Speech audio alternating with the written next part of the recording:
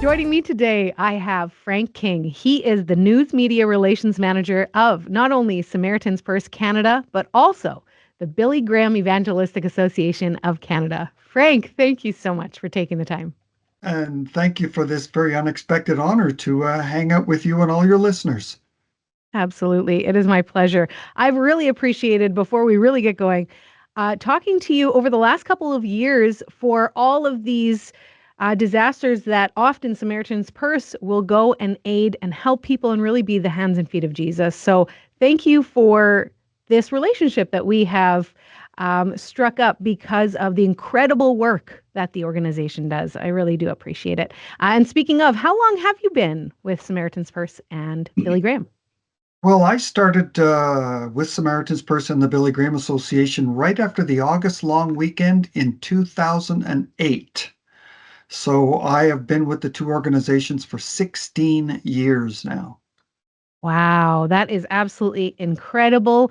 I hear that you are retiring right away. A huge congratulations, first and foremost.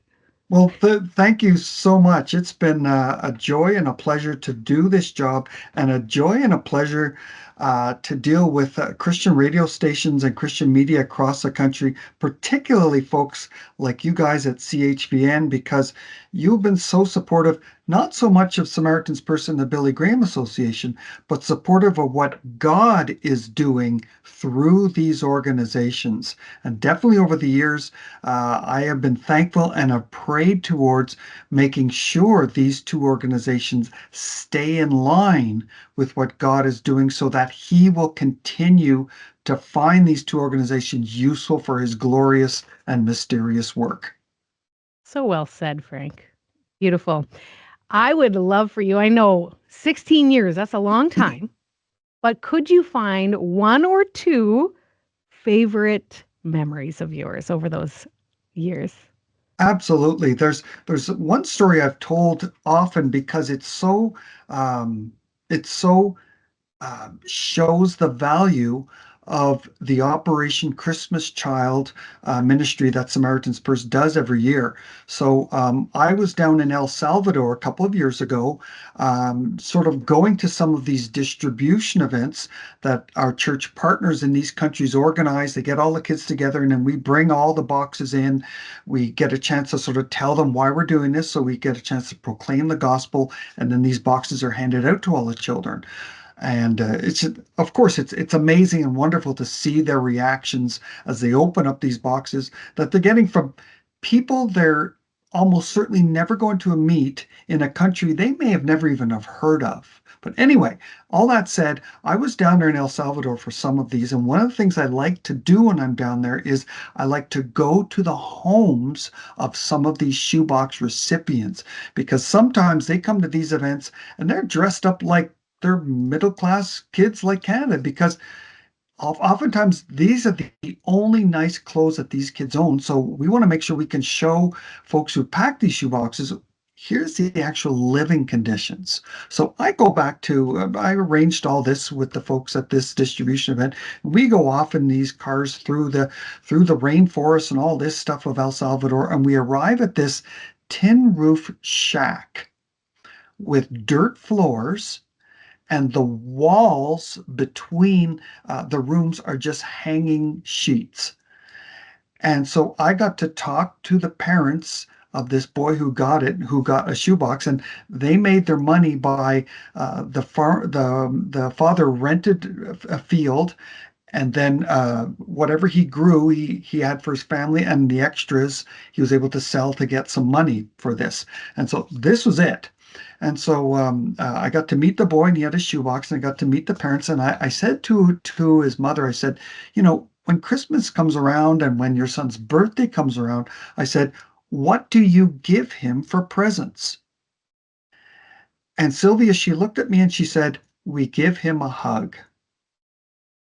Now, when I think of how much my wife and I spend on our grandkids on Christmas and birthdays and anything else that seems to come up if we see something fun in the stores that we spend on them, and then I think of boys like this and girls like this in places like El Salvador and Senegal and all that, and what they get on their Christmases and their birthdays, it really shows the impact of how these gift-filled shoeboxes can make a difference, not just for the children, but for their families. And in fact, churches have been started out of Operation Christmas Child distribution events. So, for any of your listeners who are wondering if packing shoeboxes full of school supplies and toys and hygiene items is valuable, this story makes it so clear. You've seen the evidence of it.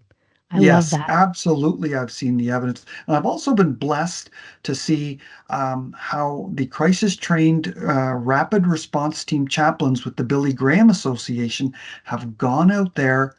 And in some cases, they simply stand beside victims of floods and wildfires while the Samaritans Purse volunteers are working there. They just stand beside, they provide a ministry of presence. And then Mm. when God opens the doors for them to maybe offer to pray with those folks, to listen to their stories, and then if God opens more doors, to actually gently and compassionately proclaim the gospel to these people and give them, when they understand what God is, who they are and who God is, and how God is working through these volunteers in their burnt out house or their flooded home, when they understand that and they say yes to the gift of Jesus Christ, and I've seen that often. I've seen it, I've heard it, it's been amazing. So, what a blessing that has been to be part of that for 16 years. Absolutely. I can only imagine. Has working I feel like this is an obvious question, but has working with Samaritan's Purse, OCC, Mhm. Billy Graham Evangelistic Association grown your faith? And if so, can you share a little bit how? It has grown my faith in particular because I get to pray with people on the phone. So I'll be interviewing someone for maybe Billy Graham's monthly Decision magazine, and I'll be hearing their story. I'll be taking notes and all to prepare to write an article.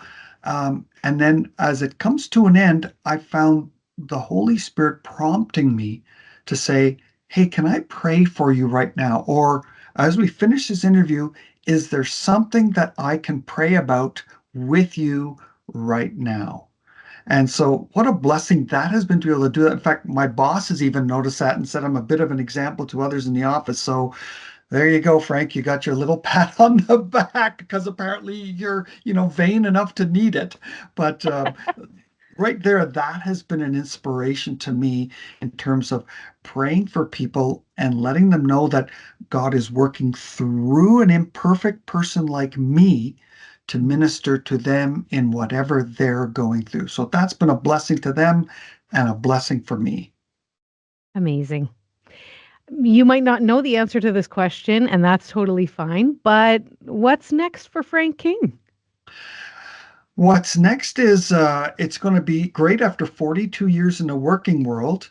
I get to spend more time with my grandchildren and helping out my stepdaughter in terms of helping with the grandkids. I get to spend more time with my wife. In fact, we've already signed up for a Tuesday afternoon Bible study at our church here in Calgary.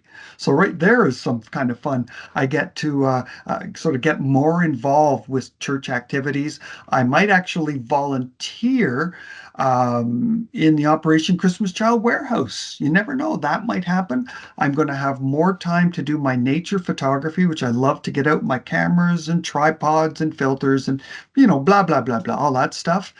I want to do some cycling around Calgary. We've got some great bike paths in this city, and so I want to get a bike and get out there and do some of that.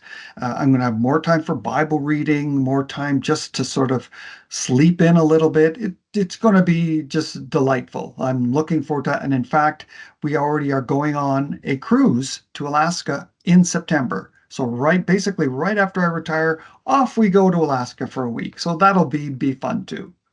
That sounds like a blast. I Hmm. gotta know because I'm also a nature lover. What is your favorite piece of nature to photograph? Is it animals? Is it more like waterfalls? Like, what do you really enjoy?